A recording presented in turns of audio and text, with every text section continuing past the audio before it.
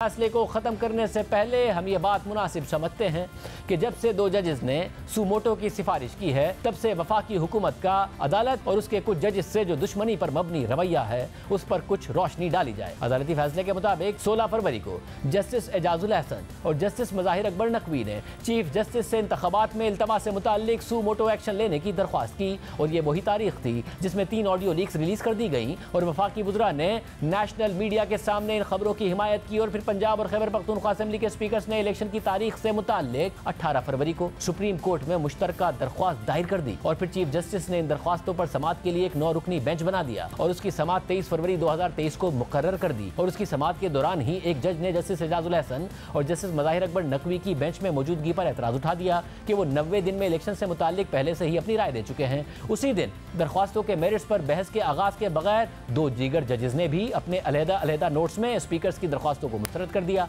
और कार्रवाई की बेतरतीबी का फायदा उठाते हुए इत्तेहादी हुकूमत ने दूसरे ही दिन यानी 24 फरवरी को जस्टिस एजाजुल अहसन और जस्टिस मज़ाहिर अकबर नकवी की बेंच से अलहदगी की दरख्वास्त कर दी और हुकूमत की इस दरख्वास्त का मकसद ज़ाहिरी तौर पर स्पीकर्स की दरख्वास्तों पर कार्रवाई में खलल डालने के लिए या इल्तवा पैदा करने के लिए था। और 23 फरवरी और 24 फरवरी की समाअत में तज़ादात और कन्फ्यूजन की वजह से 9 रुकनी बेंच ने 27 फरवरी को चैम्बर में मुलाकात की ताकि कार्रवाई के दौरान हम आहंगी को बहाल किया जाए और फिर बिलाखिर तमाम जजेस ने मुत्तफिका तौर पर उस दिन यह फैसला किया कि चीफ जस्टिस इस हवाले से बेंच को दोबारा तश्कील दें और इस ऑर्डर के पेश नज़र फिर इस केस में 5 रुकनी बेंच बनाया गया। वफाकी हुकूमत ने भी बेंच की दोबारा तश्कील को चैलेंज नहीं किया और मामला आगे बढ़ने लगा और 3-2 के तनासुब से अक्सरियती फैसला 1 मार्च को जारी कर दिया गया और 3 जजेस ने अक्सरियत में यह करार दिया कि स्पीकर्स की दरख्वास्तें काबिल समाअत हैं और पंजाब और खैबर पख्तूनख्वा की असेंबलियों में इंतखाबात 90 दिन के अंदर होने चाहिए और बाकी 2 जजेस ने इख्तलाफ किया और स्पीकर्स की दरख्वास्तों को नाकाबिल समाअत करार देते हुए मुस्तरद कर दिया और अक्सरियती फैसले ने वफाकी हुकूमत को नाखुश कर दिया और उसने इस फैसले को मुस्तरद करके यह करार दिया कि स्पीकर्स की दरख्वास्तें 4-3 के तनासुब से मुस्तरद हो गई हैं, जिसके बाद अदालती फैसले पर अमल दरामद करने से इनकार कर दिया गया और फिर वफाकी हुकूमत 4-3 के फैसले का मामला बाद में भी इलेक्शन के मामलात पर होने वाली समाअतों में दोहराती रही और जब इलेक्शन कमीशन इलेक्शन की तारीख को 30 अप्रैल से बढ़ाकर 8 अक्टूबर तक लेकर चला गया और फिर जब यह मामला भी चैलेंज हुआ तो वफाकी हुकूमत ने इस हवाले से कार्रवाई में रुकावट डाल दी, इस झूठी बुनियाद पर रुकावट डाल दी कि स्पीकर्स की दरख्वास्तें 4-3 की अक्सरियत से मुस्तरद हो गई हैं और ऐसा करने में हुकूमत ने इस अहम हकीकत को भी नज़रअंदाज कर दिया कि 9 रुकनी बेंच के तमाम जजेस ने 27 फरवरी को चीफ जस्टिस से यह दरख्वास्त की थी कि वो इस मामले में दोबारा बेंच तश्कील दें और फिर चीफ जस्टिस ने 5 रुकनी बेंच बना दिया था। किसी भी स्टेज पर 7 रुकनी बेंच नहीं बनाया गया था जो 4-3 के तनासुब से फैसला जारी करता और इलेक्शन कमीशन का अक्टूबर तक इलेक्शंस को ले जाने का फैसला 4 अप्रैल को अदालत ने मुस्तरद कर दिया था। लेकिन इसके बावजूद वफाकी हुकूमत ने अदालती फैसले की पैरवी नहीं की और ये इसरार करती रही कि जो 5 रुकनी बेंच ने 1 मार्च को मुख्तसर फैसला जारी किया है उसमें 4-3 के तनासुब से स्पीकर्स की दरख्वास्तें नाकाबिल समाअत करार देकर मुस्तरद कर दी गई हैं, जिसका नतीजा यह निकला कि 4 में से 2 सूबे आज तक गैर मुंतखब निगरान हुकूमत के तहत चल रहे हैं, जिसका खात्मा भी नज़र नहीं आ रहा। अहम बात यह है कि चीफ जस्टिस ने मुसलसल ये करार दिया कि हुकूमत स्पीकर्स के खिलाफ दरख्वास्तों के फैसलों को 4-3 का फैसला करार देती रही और मामलात में इल्तवा पैदा करने की कोशिश करती रही, मगर हकीकत यह है कि ये वो केस था जिसकी वजह से सुप्रीम कोर्ट वाज़े तौर पर 2 धड़ों में तकसीम हो गई। और सबसे अहम बात यह है कि सुप्रीम कोर्ट वफाकी हुकूमत पर इल्ज़ाम लगा रही है, चीफ जस्टिस खुद आज के फैसले में इल्ज़ाम लगा रहे हैं कि वो 4-3 के फैसले की रट लगाते रहे, मगर हकीकत में खुद सुप्रीम कोर्ट के 3 मुअज़्ज़िज़ जजेस ने बराह रास्त इस फैसले को 4-3 का फैसला करार दिया था और खुद चीफ जस्टिस को चार्ज शीट कर दिया था। जस्टिस अतहर मिनल्लाह ने इस हवाले से अपने नोट में लिखा था कि मुझे जस्टिस मंसूर अली शाह और जस्टिस जमाल मंदोखेल की तफसीली वजूहात पढ़ने का एजाज़ हासिल हुआ और मैं उनकी राय से इत्तफाक करता हूँ, ख़ासतौर पर दरख्वास्तों और सुमोटो के दायरा कार को लागू करने के 4-3 के हतमी नतीजे से मुताल्लिक इत्तफाक करता हूँ, क्योंकि 27 फरवरी 2023 को जो एंट रूम में इजलास हुआ उसकी अंडरस्टैंडिंग यही थी और मैं ये भी नोट करता हूँ कि मैंने खुद को बेंच से अलहदा नहीं किया था और ना ही मेरे पास खुद को बेंच से अलहदा करने की कोई वजूहात मौजूद थी। जबकि जस्टिस मंसूर अली शाह और जस्टिस जमाल मंदोखेल ने जस्टिस अतहर मिनल्लाह और जस्टिस याया आफरीदी के फैसलों से इत्तफाक करते हुए उन्हें अपने दिए गए फैसलों के साथ मिलाकर सुप्रीम कोर्ट का अक्सरियती फैसला करार दिया था और आज खुद नोटिस खारिज कर दिया था। जस्टिस मंसूर अली शाह के तहरीर करदा फैसले के मुताबिक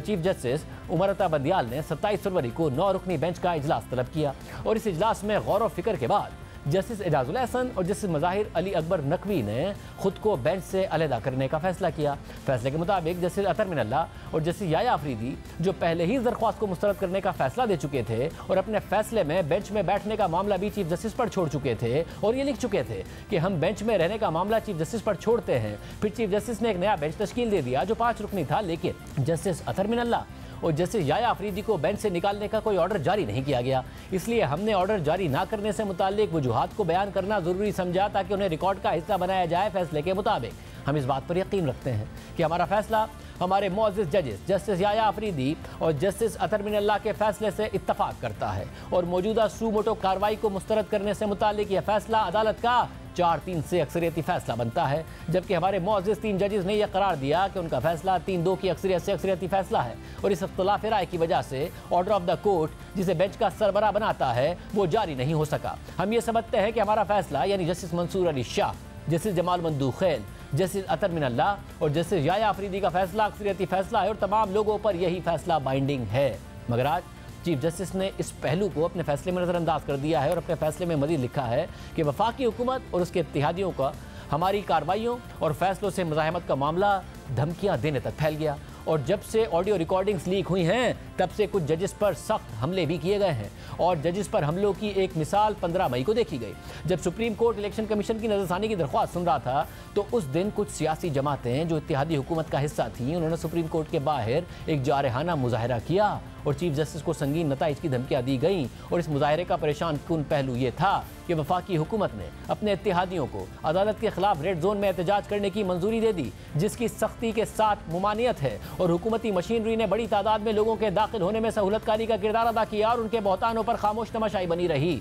और इस पावर शो में जिसकी वफाकी हुकूमत ने मुआवनत की वो अदलिया की आज़ादी पर बराह रास्त हमला था और वफाकी हुकूमत के ताउन न करने के मौक़िफ़ पर अदालत ने अपने फैसलों की नफ़ी पर तहम्मुल का मुजाहरा किया, इस बात के बावजूद कि अदालत के पास अपने फैसलों की खिलाफ वर्जी करने पर सज़ा देने का आईनी इख्तियार मौजूद है। और इस कंट्रोल का इस्तेमाल इसलिए किया गया क्योंकि इलेक्शन कमीशन की नज़रसानी की अपील दायर हो चुकी थी और अदालत ने यह फैसला किया कि मौजूदा सियासी नफरत पर मबनी माहौल उसके फैसले की हतमियत का तकाजा करता है, जिसके लिए इलेक्शन कमीशन की नज़रसानी की अपील का फैसला होना चाहिए। इस अदालत ने वफाकी हुकूमत के तमाम इक़दामात का सामना बर्दाश्त और तहम्मुल के साथ किया है, लेकिन अदालत के किसी फाइनल और हतमी फैसले पर अमल दरामद करने से इनकार के वो नताइज निकल सकते हैं जो आइन में दर्ज हैं। इन तमाम बातों को मद्देनजर रखते हुए वफाकी हुकूमत की बेंच से अलहदगी की दरख्वास्त को मेरिट के बरखिलाफ और कानूनी हैसियत के बगैर करार दिया जाता है और उसमें अच्छी नीयत शामिल नहीं है और जिसका मकसद बेंच के एक रुकन को हिरासा करना था। हमारे ख्याल में ये दरख्वास्त मोटिवेटेड है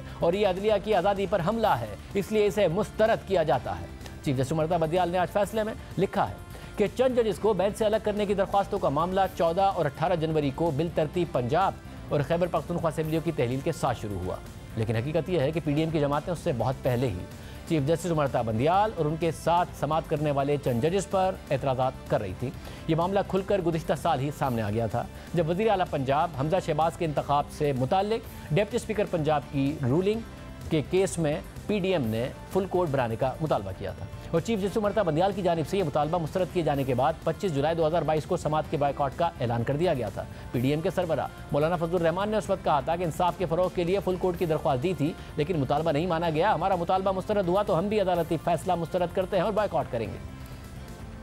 हम तमाम पार्टियों के हम इत्तेहादी हैं, वो अपना वाज़ेह मौक़िफ़ देना चाहते हैं। अगर फुल कोर्ट मुस्तरद किया जाता है तो हम भी अदलिया के इस फैसले को मुस्तरद करते हैं और हम अब इस केस के हवाले से इस बेंच के सामने पेश नहीं होंगे और मुकदमे का बाइकॉट करेंगे।